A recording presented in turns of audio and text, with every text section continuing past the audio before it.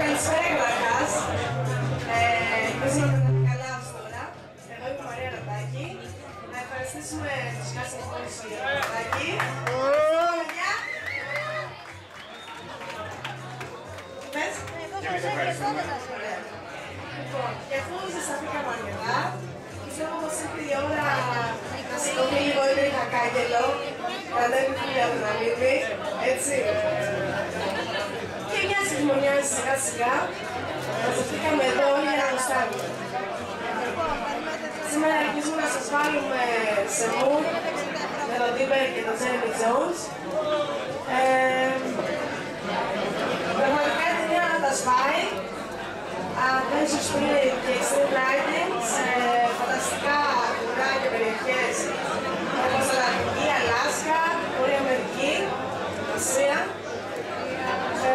Όσοι δουν την ταινία μπορούν να μιλήσουν στη συμμετοχή του διαγωνισμό που τρέχει Worldwide Academic Travel Research για ταξίδια self και snowboard σε hot spots.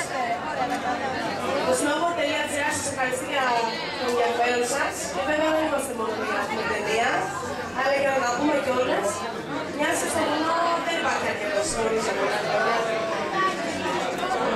Λοιπόν,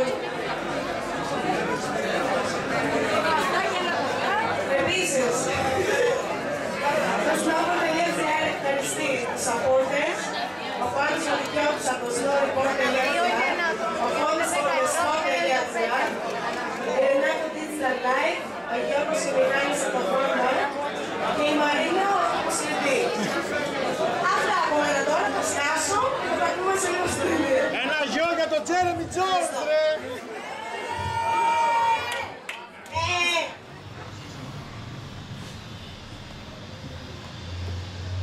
Going to action if something does happen. Well, hopefully talk to me after this happens. It's the horror show, you know, part of pinching the throttle a little bit more.